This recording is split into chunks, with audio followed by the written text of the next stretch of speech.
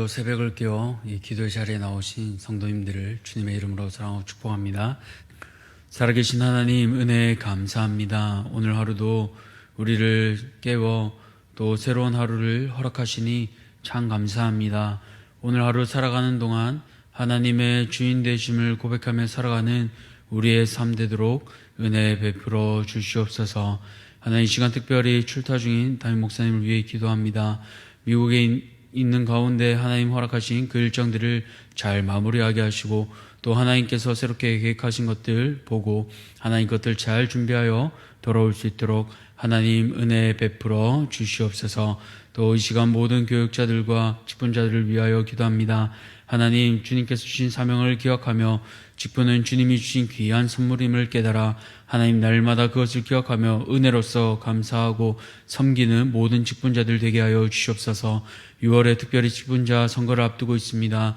하나님, 우리에게 주신 직분을 돌아보게 하여 주시고 하나님 이것들을 위하여 기도로서 또 깨어 준비케 하여 주시고 날마다 섬기는 삶이 또 우리의 고백이 될 수 있도록 하나님 훈련하며 삶에서 준비하는 모든 직분자들 되게 도와주시옵소서.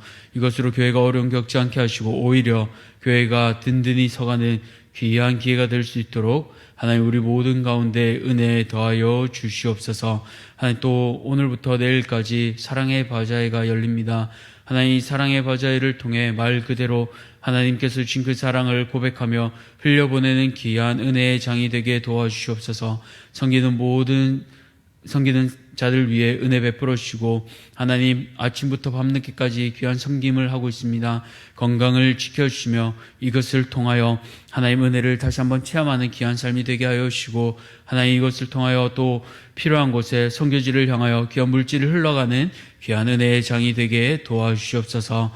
하나님, 또 이번 주일부터 중고등부 친구 초청 전도 잔치가 있습니다. 하나님, 귀한 청소년의 때에 하나님을 만나게 도와주시고 하나님 귀한 축제의 장을 통하여 하나님 이 청소년의 때에 교회에 대한 좋은 추억이 쌓이게 하시고 커서도 교회와의 좋은 연결고리가 되게 하셔서 이 아이들이 다시 한번 교회에 나와 신앙생활을 할 수 있는 귀한 믿음의 장이 되게 도와주시옵소서.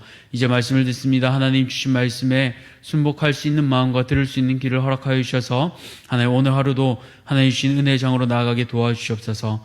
이 모든 것들 감사드리며 살아계신 우리 구주 예수 그리스도 이름으로 기도드렸습니다. 아멘. 오늘 하나님께서 우리에게 주시는 말씀은 레위기 7장 22절에서 38절까지 말씀, 레위기 7장 22절에서 38절까지 말씀입니다. 제가 가진 구약 성경 155쪽입니다. 레위기 7장에서 22절에서 38절까지 말씀 우리 함께 교독하겠습니다. 여호와께서 모세에게 말씀하여 이르시되 이스라엘 자손에게 말하여 이르라. 너희는 소나 양이나 염소의 기름을 먹지 말 것이요 스스로 죽은 것의 기름이나 짐승에게 찢긴 것의 기름은 다른 데는 쓰려니와 결단코 먹지는 말지니라. 사람이 여호와께 화제로 드리는 제물의 기름을 먹으면 그 먹는 자가 자기 백성 중에서 끊어지리라.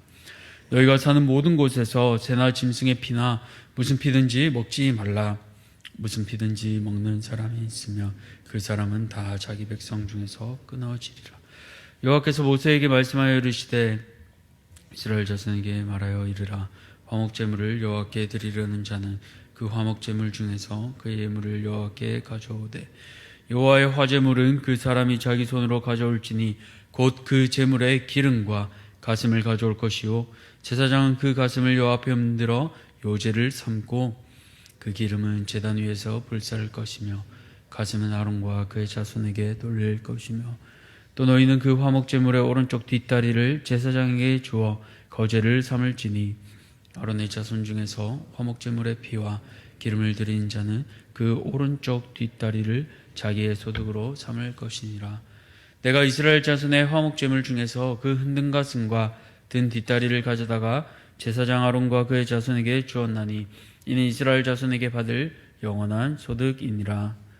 이는 여호와의 화제물 중에서 아론에게 돌릴 것과 그의 아들들에게 돌릴 것이니 그들을 세워 여호와의 제사장의 직분을 행하게 한 날 곧 그들에게 기름 부은 날에 여호와께서 명령하사 이스라엘 자손 중에서 그들에게 돌리게 하신 것이라.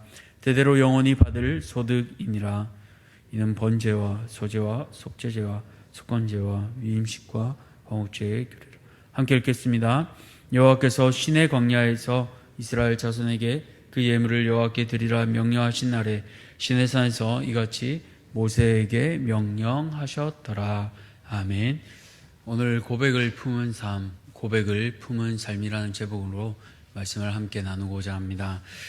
지금까지 37절 말씀처럼 번제, 소제, 화목제, 또 속죄제, 속건제까지 제사의 규례, 즉 일정한 규칙을 살펴보았습니다. 이제 오늘 본문 말씀은 먹지 말아야 할 것과 제사장에게 주어진 몫에 대해 말하고 있는데요. 오늘 이 본문을 통해 우리 성도의 삶은 어떤 고백을 품은 삶인지 함께 나누길 원합니다. 첫 번째로 성도의 삶은 어떤 고백을 품은 삶입니까? 바로 하나님의 주인 되심을 고백하는 삶입니다. 7장 27절에서 27절까지는 피와 기름을 먹지 말라는 규례입니다.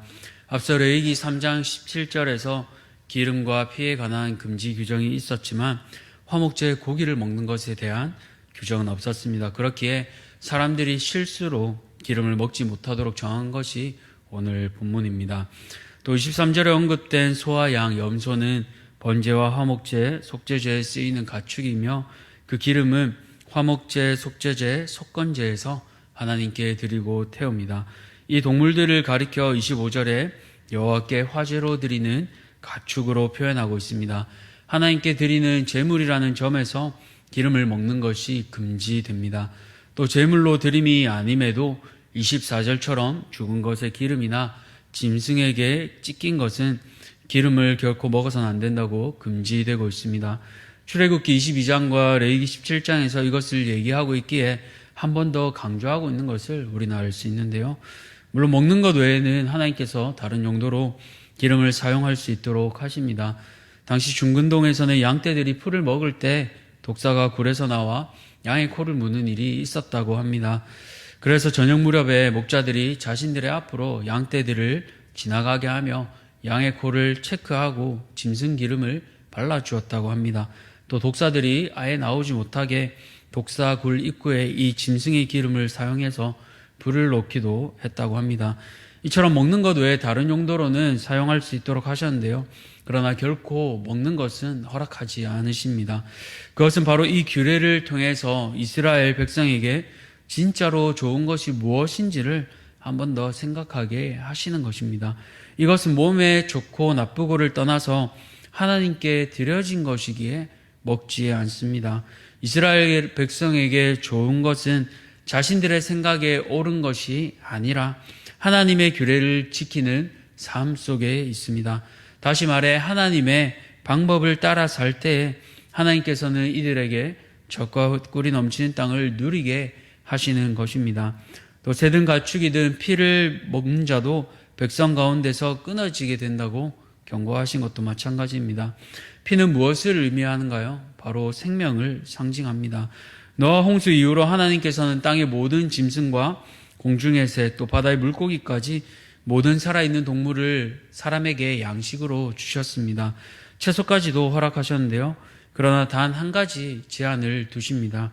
창세기 9장 4절을 보시며 그러나 그 고기를 그 생명되는 피째 먹지 말 것이니라 라고 말씀하셨습니다. 다 허락하시지만 한 가지만 허락하시지 않는 것, 무엇과 비슷합니까? 바로 창세기 3장의 선악과 사건과 비슷합니다. 그렇습니다. 하나님께서는 모두 다 허락하셨지만 피를 금하신 것을 통해 모든 생명의 주인이 하나님이심을 이 제사를 통해, 다시 말해 예배를 통해 매 순간 깨닫게 하십니다. 이처럼 제단의 제물을 가지고 갈 때 피는 결코 먹을 수 없음을 통해 우리의 생명의 주인이 하나님이심을 다시 깨닫게 하시는 것입니다. 결국 이 기름과 피를 먹지 않는 규례를 통해 우리가 배울 수 있는 것은 바로 하나님의 하나님 되심입니다. 하나님의 주 되심입니다. 예배를 통해 모든 것을 다 주신 분이 하나님이시구나. 또 그리고 내게 정말 좋은 것은 내 생각대로 사는 것이 아니라 하나님 방법대로 살 때 가장 좋은 것이구나를 깨닫게 되는 것입니다. 사랑하는 성도님들, 오늘 말씀을 통해 하나님의 주되심을 다시 한번 기억하시기 바랍니다.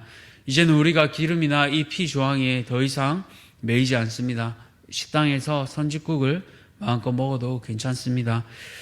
우리는 예수님의 십자가 보혈로 인해 이제 사망에서 새 생명 얻은 몸이 되었습니다. 그러나 그 자유는 방종함이 아니라 은혜임을 기억합시다. 그렇게 나에게 주신 자유를 사랑으로 섬김으로 나타내며 하나님의 주되심을 고백하는 우리 모든 성도님들 되시기를 축복합니다. 두 번째로 성도의 삶은 어떤 고백을 품고 있습니까? 바로 하나님께 드림을 고백하는 삶입니다. 28절부터 36절까지는 화목제 중에서 제사장이 받을 몫에 대해서 얘기하고 있습니다. 이것은 앞서 7장 11절부터 21절까지를 보완하는 내용이기도 합니다. 먼저는 제물을 드린 자의 마음이 어떠해야 하는지를 알 수 있는데요. 30절을 보시면 화목제를 드리는 사람은 자기 손으로 가져오라고 말씀하십니다. 이것은 혹시라도 누군가로부터 강요받지 않도록 하나님께서 예배자들을 배려하시는 것입니다. 참 감사하지 않습니까? 또한 뒤이어 제물에 가져올 부위를 말씀하시는데요.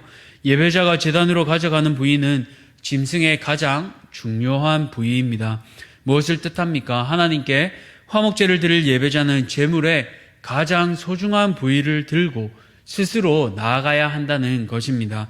이처럼 하나님께 자원해서 드리는 제사, 드림을 고백할 때는 강제성이 없어야 합니다. 또한 온전히 기쁜 마음으로 가장 좋은 제물을 기꺼이 드려야 함을 알 수 있습니다. 오늘 이 시대 우리는 더 이상 짐승을 잡아서 제물로 드리지는 않습니다. 그러나 이 원리를 가슴 깊이 기억해야 할 줄 믿습니다. 감사함 없이 습관적으로 억지로 드리는 헌금, 예배, 찬양은 하나님을 기쁘시게 하기보다는 하나님의 마음을 아프게 하는 행위입니다. 고린도후서 9장 7절 말씀처럼 하나님은 억지로 드리는 것보다 기꺼이 드리는 마음을 더 귀하게 여기십니다. 이제 이렇게 드림을 고백하는 예물들 중에 두 부위는 제사장들에게 허락되는데요. 먼저 제사로 바쳐진 뒤에 제사장들이 받게 되는데 요제와 거제로 진행됩니다. 이 요제와 거제는 다른 제사가 아니라 화목제 안에 포함된 예배입니다. 30절을 보면 요제 내용인데요. 예물을 받은 제사장은 제물의 기름을 제단 위에서 불살라 하며 가슴 부위는 하나님 앞에 흔들어서 바치게 됩니다. 한자로 흔들요, 제사제를 합해 요제라고 부르는데요. 또 32절을 보시면 오른쪽 뒷다리는 거제로 진행됩니다. 한자로 들거, 제사 제자를 씁니다. 상대적으로 가슴보다 무거운 부위인 뒷다리이기에 고기를 한 손 또는 두 손으로 밑에서 위로 들어 올리기에 이렇게 표현되었습니다. 이렇게 하나님께 드린 제물들 가운데 구별되어 제사장 직분을 행하는 아론과 그의 자손들을 위해 하나님께서 영원히 받을 소득을 지정하신 것입니다. 그 몫이 아까 요제와 거제로 드린 가슴과 오른쪽 뒷다리 부분입니다. 아시는 것처럼 제사장들은 스스로 농사 짓거나 짐승을 키울 수 없었습니다. 이들의 몫은 전적으로 이스라엘 백성이 하나님께 드리는 제사에 달려 있습니다. 백성들이 드리는 제물이 풍성하다면 아론 자손의 몫도 풍성해지고 그 제물이 풍성하지 않다면 또 자손의 몫도 빈약하게 될 것입니다. 다시 말해 제사장들의 몫은 이스라엘 백성의 삶과 연결되게 하나님께서는 허락하셨습니다. 그렇지만 이 몫은 또한 하나님께서 명령하신 것이기에 백성들로부터 받는 것처럼 보이지만 실상은 하나님께로부터 온 것임을 알 수 있습니다. 그렇게 아론 자손의 제사장들은 이제 여호와 하나님께서 자신들의 기업이 되셔서 필요한 것을 채우시는 것을 굳게 믿어야 합니다. 또한 동시에 자신들의 몫은 이스라엘 백성의 삶과 직접적으로 연결되어 있음을 기억하며 백성들의 형편과 처지를 하나님의 마음으로 살펴야 합니다. 이것은 이 시대를 살아가는 우리에게도 마찬가지입니다. 하나님께서는 이제 이 일을 목회자와 성도들을 통해 하십니다. 먼저 목회자는 앞서 살펴본 것처럼 하나님께서 채워주심을 기억해야 합니다. 인간적인 생각으로 어떻게 체험을 받을 수 있을까, 어떻게 받을까라고 생각하는 것이 아니라 전적으로 하나님께서 주시는 것임을 믿음으로 살아가야 합니다. 동시에 성도는 하나님 앞에 감사하는 마음으로 헌금을 드리고 믿음의 고백으로 11조를 드립니다. 이것을 통해 목회자들이 목회에 전념할 수 있도록 돕고 해외에 나아가 복음을 전하는 선교사님들을 돕기도 합니다. 또 여러모로 어려운 농어촌 교회가 성도들의 귀한 예물을 통해 힘을 얻기도 합니다. 이 드림의 삶을 오늘 어떻게 우리는 고백할 수 있을까요? 바로 오늘 오전부터 내일까지 진행되는 사랑의 바자회가 있습니다. 이것을 통해 선교지와 필요한 곳에 물질이 흘러가게 됩니다. 하나님께서 우리를 통해 사용하심을 기억하며 오셔서 필요한 것들도 구입하시고 사랑의 물질을 흘려보내주시기를 바랍니다. 이 일을 통해 하나님께 기쁨으로 드림을 고백하는 모든 성도님들 되시기를 축복합니다. 말씀을 맺겠습니다. 성도의 삶은 고백을 품은 삶입니다. 이것이 두 가지로 나타나는데요. 첫 번째로 하나님이 주인 되심을 고백하는 삶이고, 두 번째로 하나님께 드림을 고백하는 삶입니다. 오늘 하루도 내가 주인 되는 것이 아니라 하나님의 주인 되심을 고백하며 나에게 주신 모든 것을 하나님께 드림을 통하여 내게 맡겨주신 사람들까지 사랑하며 십자가 사랑을 고백하는 사랑하는 모든 성도님들 되시기를 축복합니다. 우리 함께 기도하겠습니다. 살아계신 하나님 감사합니다. 성도의 삶은 고백을 품은 삶임을 오늘 말씀을 통해 보았습니다. 먼저는 하나님께서 주인 되시는 삶을 품은 삶이며, 또 두 번째로는 하나님께 드림을 날마다 고백하는 삶이 성도의 삶입니다. 이 두 가지 주인 되심과 드리는 삶을 날마다 품고 고백하는 성도들 되게 하여 주셔서 하나님께서 주신 모든 것들, 우리가 주인이 아니라 하나님이 주인 되시며 이것을 십자가 사랑으로 흘려보내는 귀한 대한가족들 모두 되게 도와주시옵소서. 이 모든 것들 감사드리며 살아계신 거룩하신 우리 구주 예수 그리스도 이름으로 기도드렸습니다. 아멘. 하늘에 계신 우리 아버지여, 이름이 거룩히 여김을 받으시오며 나라가 임하시오며 뜻이 하늘에서 이루어진 것 같이 땅에서도 이루어지이다. 오늘 우리에게 일용할 양식을 주셨고 우리가 우리에게 죄 지은 자를 사하여 준 것 같이 우리 죄를 사하여 주셨고 우리를 시험에 들게 하지 마시옵고 다만 악에서 구하시옵소서. 나라와 권세와 영광이 아버지께 영원히 있사옵나이다. 아멘. 오늘은 필리핀 최강석 선교사님을 위해 기도하겠습니다. 첫 번째로 빈민가를 돌며 필요를 채우고 복음을 선포하는 사역 가운데 풍성한 열매가 맺히도록, 또 두 번째로 코로나로 고통 중에 있는 이들에게 예수 그리스도의 생명의 복음이 위로가 되고 소망이 되도록, 마지막으로 가족들의 건강과 영적 강건함을 위해 기도하겠습니다. 필리핀 최강석 선교사님을 위해 기도하실 때 빈민가 가운데 사역의 열매가 맺히도록, 코로나로 고통 중에 있는 자들에게 복음의 위로가 전해지도록, 마지막으로 코로나 가족들의 건강과 영적 강건함을 위하여 우리 함께 기도하며 개인의 기도 제목을 가지고 기도의 자리로 나아가겠습니다.